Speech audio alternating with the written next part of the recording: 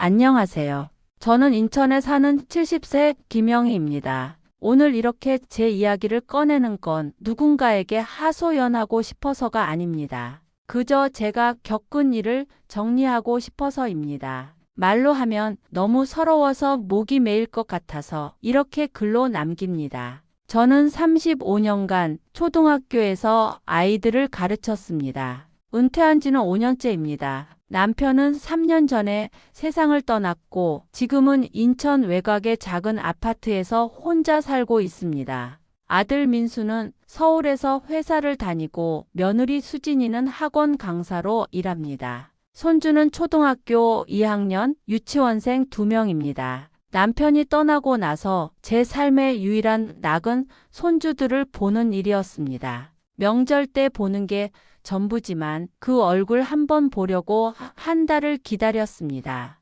3년 전 가을이었습니다. 아들이 전화를 했습니다. 엄마, 우리 3년 뒤에 하와이 가족 여행 가고 싶은데 경비가 좀 부담이라서요. 하와이라니. 저는 평생 해외여행이라곤 일본 한 번 가본 게 전부였습니다. 그런데 손주들이 하와이에 간다니 가슴이 두근거렸습니다. 얼마나 필요한데? 5명이 가려면 한 1,800만 원 정도요. 항공료가 제일 비싸고 숙소랑 렌터카까지 하면요.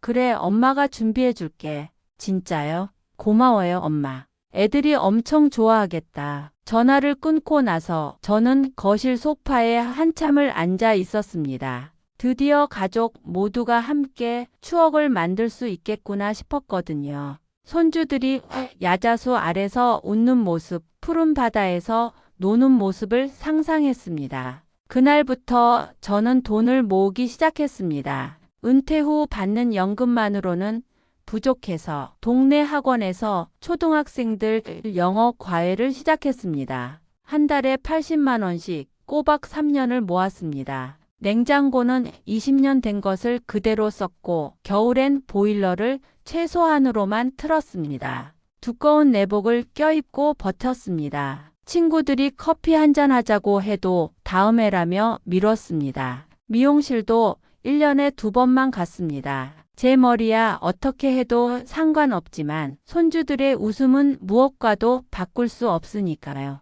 올해 초부터는 본격적으로 여행 준비를 시작했습니다. 인터넷으로 하와이 여행 정보를 찾아봤습니다. 와이키키 해변, 다이아몬드 헤드, 진주만. 손주들이 좋아할 만한 곳을 노트에 적었습니다. 손주들 선물도 미리 준비했습니다. 큰 손주는 공룡을 좋아한다기에 공룡 티셔츠를 샀고, 둘째는 바다, 생물을 좋아한다기에 수영 고글 세트를 샀습니다. 막내는 아직 어리니까 부드러운 인형을 손수 떠서 만들었습니다. 하얀 곰 인형인데 목에는 알로하 목걸이까지 달아뒀습니다. 여행 가방도 새로 샀습니다. 큰 캐리어 하나에 노란색 스티커 메모지를 잔뜩 준비했습니다. 가방을 열 때마다 손주들이 깜짝 놀랄 수 있게 곳곳에 할머니가 사랑해, 하와이에서 신나게 놀자 같은 메시지를 적어 넣을 생각이었습니다.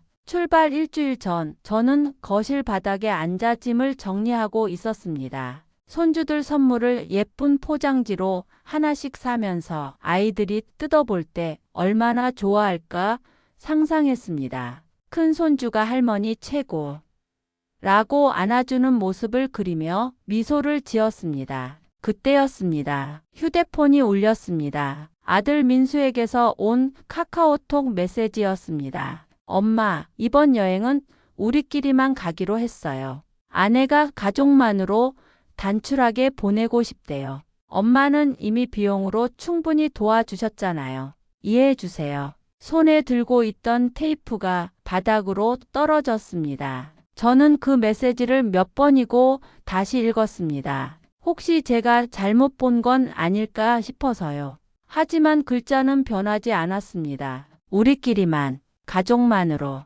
엄마는 비용으로 충분히. 저는 가족이 아닌가요? 3년입니다. 3년 동안 추운 겨울을 떨며 친구들의 모임을 거절하며 낡은 옷을 계속 입으며 모은 돈입니다. 하와이 야자수 아래서 손주들과 함께 웃는 상상을 하며 버텨온 시간입니다. 그런데 저는 갈 수 없답니다. 돈만 내면 된답니다. 휴대폰을 쥔 손이 떨렸습니다. 답장을 하려고 했지만 무슨 말을 해야 할지 몰랐습니다. 나도 가족이야 라고 쓰자니 너무 초라했고 3년 동안 모은 돈인데라고 하자니 돈으로 사랑을 재는 것 같아 창피했습니다. 결국 저는 아무 말도 하지 못했습니다. 거실 바닥에 놓인 포장 상자들, 노란 스티커가 붙은 가방, 손수 뜬 곰 인형, 모든 게 무의미해 보였습니다. 저는 천천히 휴대폰을 내려놓고 창문 밖을 바라봤습니다.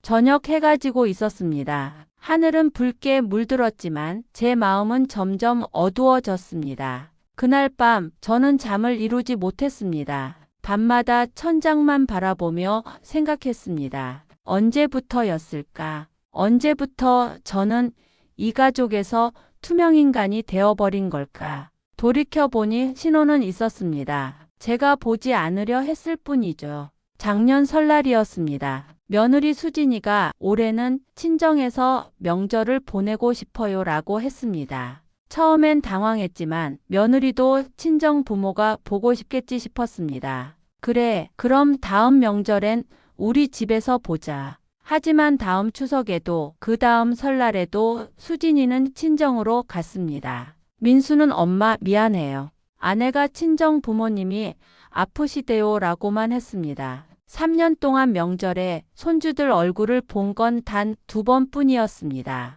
작년 여름 큰 손주 생일이었습니다. 저는 한 달 전부터 준비했습니다. 손주가 좋아하는 공룡 캐릭터 케이크를 주문하고 직접 미역국을 끓였습니다. 선물로는 백과사전 세트를 샀습니다. 초등학교 2학년이니 이제 책도 많이 읽어야 한다고 생각했거든요. 생일 파티 당일 저는 새벽부터 일어나 음식을 준비했습니다. 잡채, 전, 떡볶이, 튀김. 손주가 좋아할 만한 음식을 가득 만들어 무거운 봉지를 들고 아들네 집으로 갔습니다. 그런데 도착하니 이미 사람들이 가득했습니다. 수진이의 친정 식구들, 수진이 동생 가족, 친구들까지. 거실은 풍선으로 화려하게 꾸며져 있었고 케이크는 이미 테이블 위에 놓여 있었습니다. 제가 주문한 공룡 케이크가 아니라 화려한 레인보우 케이크였습니다. 어머님 오셨어요?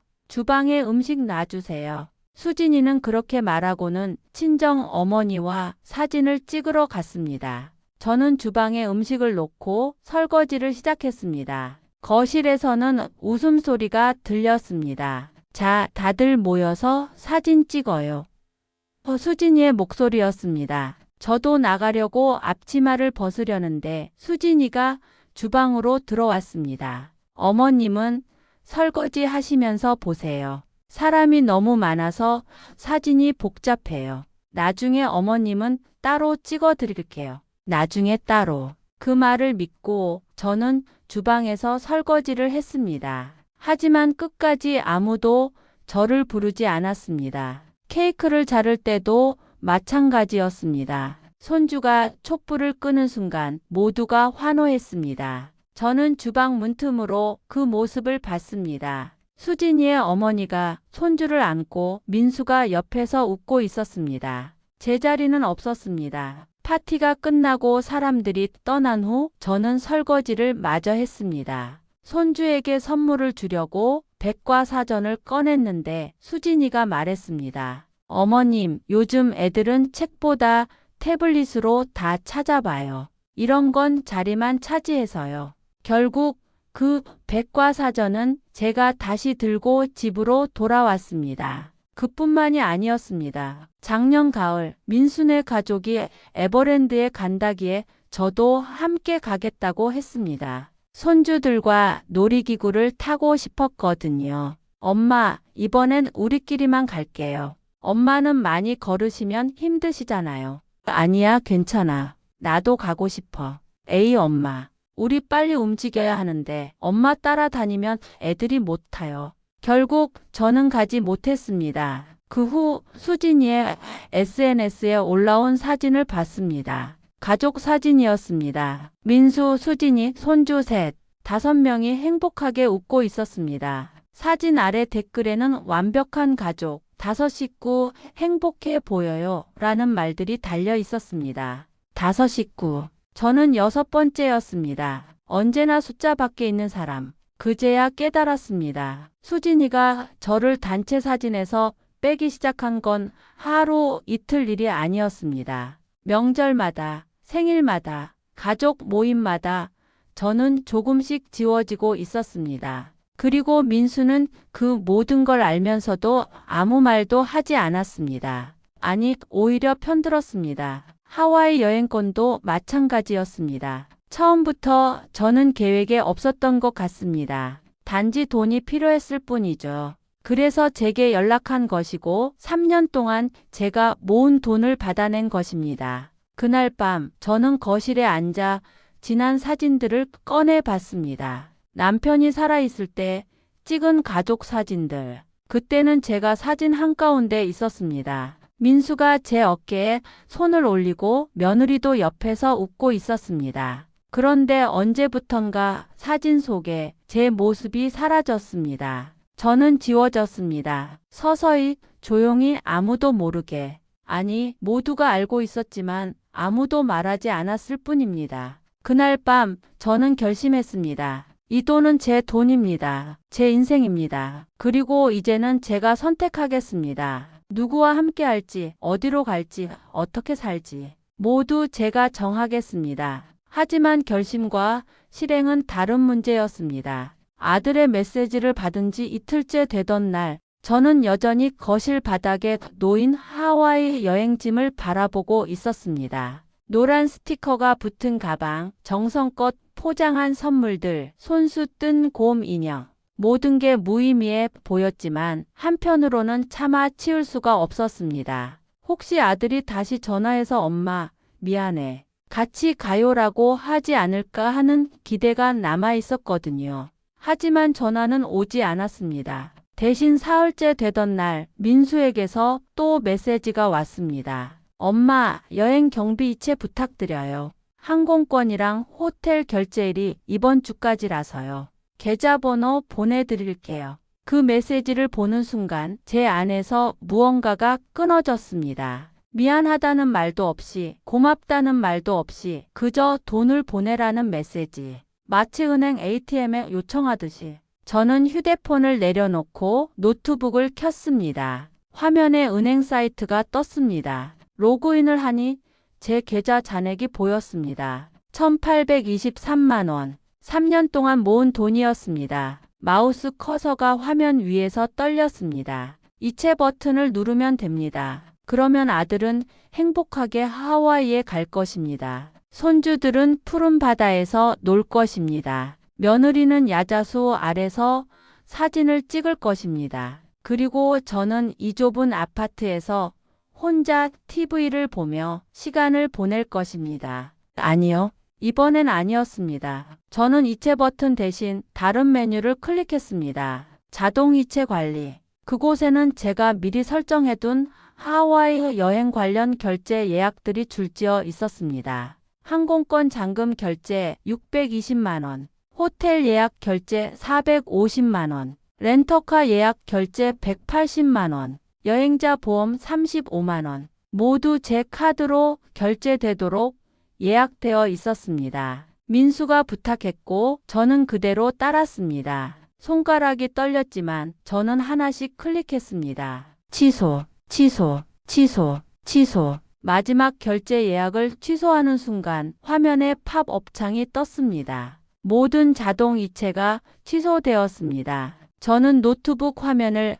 한참 바라봤습니다. 뭔가 무서운 일을 저지른 것 같았습니다. 동시에 이상한 해방감도 느껴졌습니다. 이제 돌이킬 수 없었습니다. 그날 밤 저는 오랜만에 깊이 잠들었습니다. 다음 날 아침 저는 일찍 일어나 커피를 내렸습니다. 오랜만에 제대로 된 원두 커피였습니다. 3년 동안 인스턴트만 마시다가 처음으로 사치를 부렸습니다. 커피를 마시며 창밖을 바라봤습니다. 맑은 하늘이었습니다. 오전 10시쯤 예상했던 전화가 왔습니다. 민수였습니다. 엄마, 큰일 났어요. 목소리가 다급했습니다. 왜 그래? 카드 결제가 안 돼요. 항공사에서 연락 왔는데 결제 오류래요.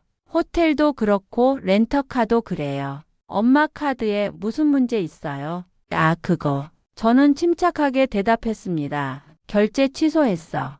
뭐라고요? 취소했다고. 모든 결제. 전화 너머로 잠시 침묵이 흘렀습니다. 민수가 숨 쉬는 소리만 들렸습니다. 엄마, 지금 장난하세요? 출발이 이틀 남았어요. 나도 알아. 그럼 왜 취소를 해요? 빨리 다시 결제해 주세요. 목소리가 날카로워졌습니다. 제게 명령하는 투였습니다. 저는 커피를 한 모금 마셨습니다. 민수야. 네? 엄마도 가고 싶어. 뭐요? 하와이. 엄마도 가고 싶다고. 또다시 침묵이 흘렀습니다. 이번엔 더 길었습니다. 엄마. 그건 이미 얘기했잖아요. 우리끼리 가기로 했다고. 그럼 엄마는 왜 돈만 내야 해? 그게 무슨 말씀이세요? 엄마가 도와주신다고 하셨잖아요. 도와주는 거랑 이용당하는 건 달라. 이용이라니요. 엄마, 그게 무슨 말씀이에요? 민수의 목소리가 높아졌습니다. 화가 난 것 같았습니다. 저는 계속했습니다. 민수야, 작년 설날, 추석, 그 전 설날, 엄마가 몇 번이나 손주들 얼굴 못 봤는지 알아? 그건 수진이가 친정 부모님이 큰손주 생일 파티 때 엄마는 왜 사진에 없었어?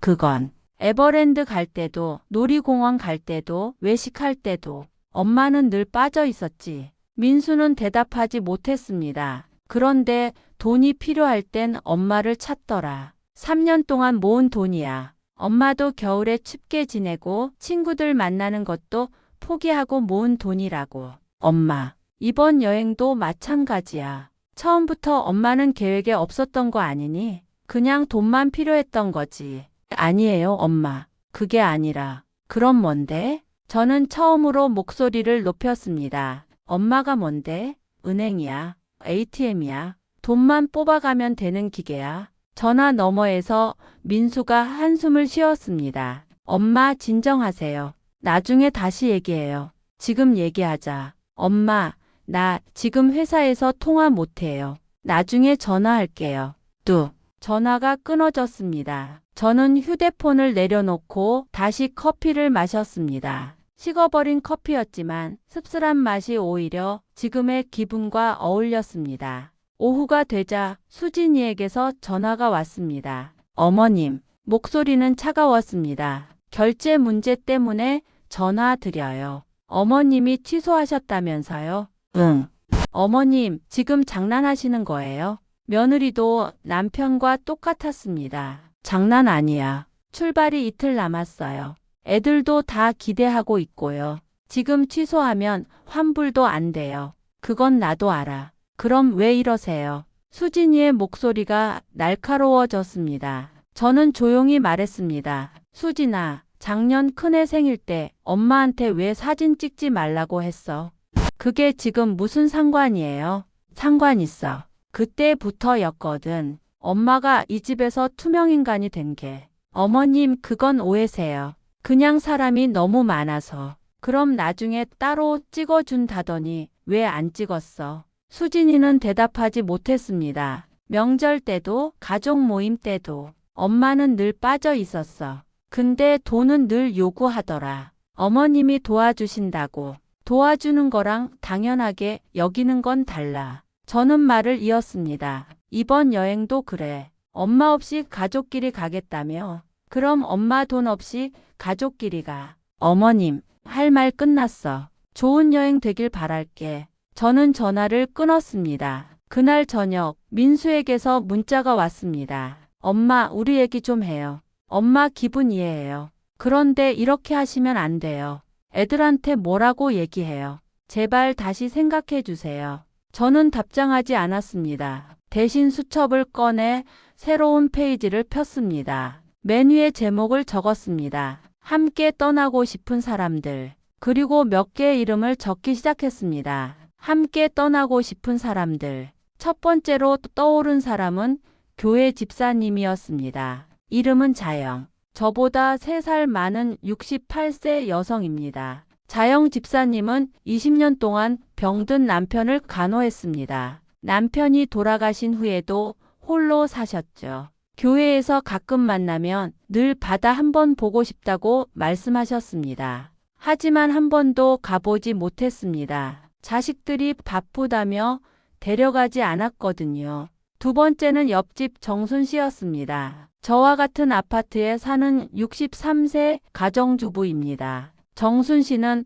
평생 가족을 위해 살았습니다. 시부모 봉양하고 자식 키우고 남편 뒷바라지했죠. 그런데 자식들이 다 커서 독립한 후로는 명절에도 잘 오지 않았습니다. 엄마, 우리 바빠서라는 말만 반복했죠. 세 번째는 같은 교회 다니는 미선 자매였습니다. 60세이고 5년 동안 손주를 돌봐주셨습니다. 미선 자매는 딸이 직장 다니는 동안 손주를 키웠습니다. 아침부터 밤까지 돌봐주셨죠. 그런데 손주가 초등학교에 들어가자 딸이 말했답니다. 이제 학원 보내면 되니까 엄마 안 와도 돼요. 감사 인사도 없었다고 합니다. 저는 이 세 분께 전화를 걸었습니다. 여보세요. 자영 집사님. 아, 영희 선생님. 무슨 일이세요? 집사님 하와이 가실래요?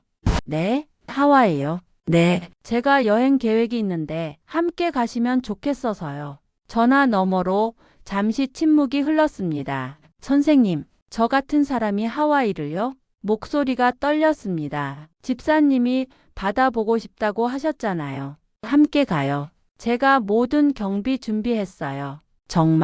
정말이세요? 네, 정말이에요. 전화기 너머에서 자영 집사님이 우는 소리가 들렸습니다. 정순 씨와 미선 자매에게도 같은 전화를 했습니다. 둘 다 처음엔 믿지 못했지만 제 진심을 알고는 눈물을 흘렸습니다. 선생님, 고맙습니다. 평생 이런 대접 받아본 적 없어요. 미선 자매의 말이었습니다. 저는 그 말에 가슴이 뭉클했습니다. 대접이라니. 그저 함께 여행 가자는 건데 이분들은 그것조차 대접으로 느끼고 계셨습니다. 우리는 모두 비슷했습니다. 가족을 위해 평생을 바쳤지만 정작 가족에게서는 잊힌 사람들. 돈과 시간과 사랑을 쏟아부었지만 결국 투명인간이 되어버린 사람들. 하지만 이제는 달랐습니다. 우리는 서로를 보이게 할 것입니다. 다음 날 저는 항공권을 새로 예약했습니다. 4명. 김영일, 자영, 정순, 미선. 클릭 한 번으로 우리의 하와이 여행이 확정되었습니다. 화면을 보며 저는 처음으로 진짜 웃음을 지었습니다. 2달 후 저희는 하와이 공항에 내렸습니다. 따뜻한 공기가 얼굴을 감쌌습니다. 야자수가 바람에 흔들리고 하늘은 믿을 수 없을 만큼 푸르렀습니다. 자영 집사님이 제 손을 꼭 잡았습니다. 선생님, 꿈 같아요. 정순 씨와 미선 자매도 눈물을 글썽였습니다. 68세, 65세, 63세, 60세, 4명의 할머니가 처음으로 함께 떠난 여행이었습니다. 숙소는 바다가 보이는 작은 빌라였습니다. 넓은 거실에 둥근 식탁이 있었고 그곳에 저희는 둘러 앉았습니다. 혼자였으면 평생 못 왔을 거예요. 정순 씨가 말했습니다. 저도요. 손주 돌보느라 제 인생은 없는 줄 알았어요. 미선 자매가 고개를 끄덕였습니다. 우리는 밤늦도록 이야기를 나눴습니다. 각자의 상처를, 아픔을, 그리고 외로움을 나눴습니다. 누구도 판단하지 않았고 누구도 무시하지 않았습니다. 여행 마지막 날 저녁, 우리는 와이키키 해변에 나갔습니다. 석양이 지고 있었습니다. 하늘은 주황빛과 분홍빛으로 물들었고 파도 소리가 자장가처럼 들려왔습니다. 저는 가방에서 남편 사진을 꺼냈습니다. 작은 액자에 담긴 사진이었습니다. 여보, 드디어 바다 왔어. 남편은 생전에 늘 바다를 좋아했습니다. 함께 하와이에 가자고 약속했지만 끝내 오지 못했습니다. 자영 집사님이 제 어깨에 손을 올렸습니다. 남편분도 기뻐하실 거예요. 4명의 여자가 모래사장에 나란히 앉아 손을 맞잡았습니다. 달이 떠올랐고 은빛길이 바다 위에 만들어졌습니다. 저는 속으로 말했습니다. 나는 더 이상 슬프지 않아. 버려진 게 아니라 나를 진짜로 소중히 여겨줄 사람들을 찾은 거니까. 서울로 돌아온 후 민수에게서 또 메시지가 왔습니다. 엄마, 여행비 좀 돌려주실 수 있어요? 우리 카드 빚이 늘어서 엄마가 도와주셔야 할 것 같아요. 저는 답장하지 않았습니다. 대신 자영 집사님, 정순 씨, 미선 자매와 다음 여행을 계획하기 시작했습니다. 이번엔 유럽이었습니다. 저는 이제 더 이상 누군가의 지갑이나 투명인간도 아닙니다. 친구들과 여행을 다니는 자신을 소중히 여기는 여자입니다. 여러분도 자신을 소중히 하세요. 지금까지 제 이야기를 들어주셔서 감사합니다.